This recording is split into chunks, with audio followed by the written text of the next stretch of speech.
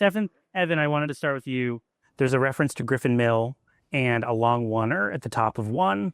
So I took that to be a signal that you guys are as much lovers of the player as I am. What do you love about that movie? But also, what about that movie sort of felt ripe for an update with a project like The Studio? I feel like the player is like a love letter to Hollywood, but also about how fucked up Hollywood is as well. Yes, which is something we talked a lot about in the show, and the player ultimately is like a murder mystery also in a lot of ways, and kind of has like a much more kind of nefarious plot to it, but what I always think of as the player is like, I really like the meta kind of commentary, and the fact like the ending I always think about is so funny when Bruce Willis shows up stops the gas chamber execution from happening. I think in the movies within the movies is something we always, but overall I think what Evan's saying, like, it's clearly made by someone who loves films and who appreciates how hard it is to make them in Hollywood. Was there anything in particular that you felt like, okay, there needs to be a 2025 kind of version of this, something that's newer in the industry that is similarly that you love it, but it's fucked up? I think like one of the newer things that happens now that didn't happen back in the day is people obsessed with being perceived as though they're doing the right thing. That's like a new Hollywood thing. It's good. They don't really care if they're doing the right thing, but they really want you to think that they look like Yes. the right thing. Yes, we've been in a lot of meetings with people hypothesizing if their actions will be viewed as correct. Well, they themselves actually do not care about any of it in any way, shape, or form. It's a purely results-oriented discussion, And one last question that I wanted to ask about sort of the conception of it. Did you ever discuss setting it at a streamer? And how did you arrive at having it at a traditional studio instead? It was always a movie studio to us because we started in film, and so that was where it all began. Yeah, but it's also like, I think in some ways like an underdog story, and streamers are not the underdogs in today's Hollywood climate. Streamers are the ones who have put studios on their heels and forced them to make these sort of like IP-based decisions to feel as though they can compete with the fact that people can watch films at home so easily now, and so to us, it was really about people wishing things were how they were today in a lot of ways, and streamers fucking love how things are today, they're killing it.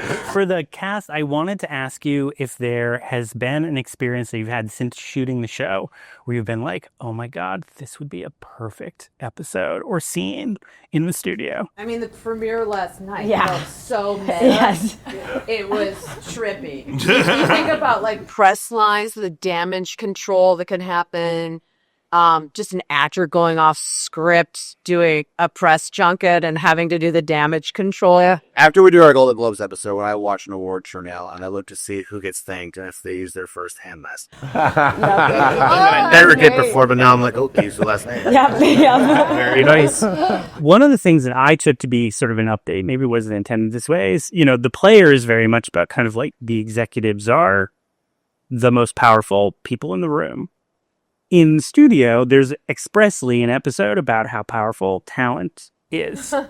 I'm wondering if you could I'm wondering if you could talk about How do I get paid for that? how the dynamic has how has the dynamic evolved, do you think, or do you disagree with that assessment, Kathryn? Since you I don't know. chimed in. It's taught me that they're not the most powerful people, the executives.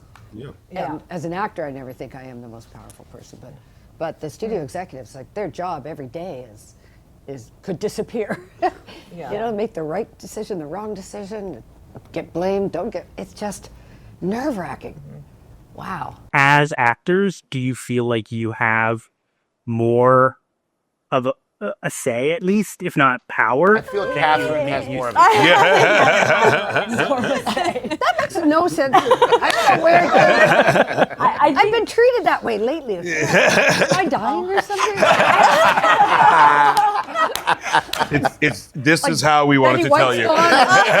This man's actually a doctor. This is a fake interview. All set up. I feel like actors are always absolving themselves of the power that they actually have because it's an uncomfortable position.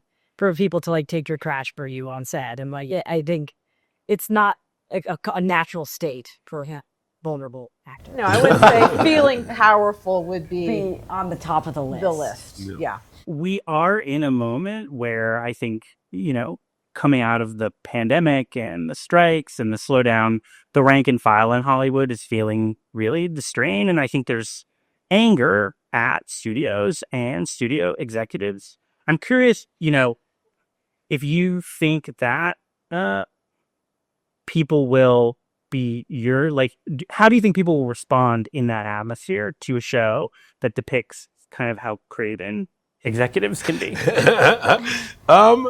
I'm curious. Like, to me, I think we paint like a somewhat sympathetic picture of someone who is running a studio, and I think the biggest misconception people have is that people who run studios don't actually care about movies, and that's actually not true.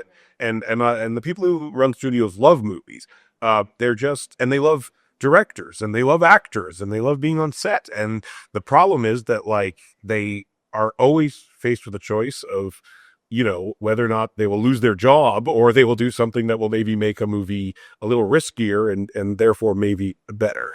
And that's like the thing they're faced with like 100 times a day. It's like, well, if I cast this person, the movie will be better, but I might get fired. And if I let them do this joke, the movie will be funnier, but I might get fired. And so I think it's a tough position to be in because no one wants to make a shitty movie, but also no one wants to get fired.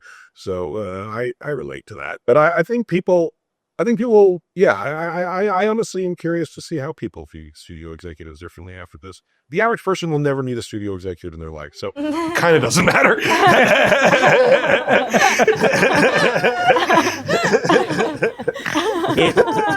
It makes it, there are aspects of it in the show that seem aspirational, and then there are aspects like the Wonder episode where I watched it through my fingers and I was like, oh my God, Matt, I want to wring your neck. So maybe my wife yelled at me after that. The episode made her mad at me in real life. In a system, sort of the studio is a more exaggerated version of it, maybe. But in a system like that, how do you all kind of maintain your artistic true north? It's all about money for me. Every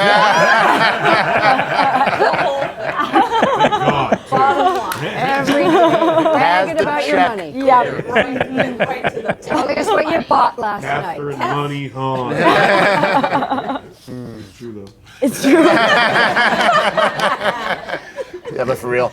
No, but honestly. I really am about it.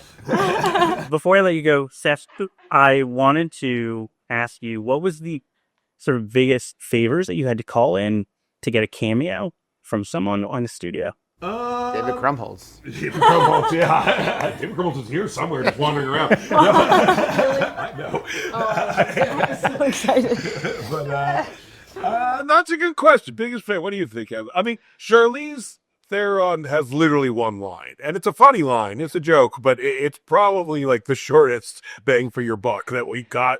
And so that was probably one of the ones that was like more outwardly like, you literally have one line, and I swear it's funny, but we are asking you to come to our show, go through hair and makeup, and go through the whole thing, which takes hours, and you will say one line of dialogue, and God bless her, she did it. And she killed last night, so I'm happy she did it.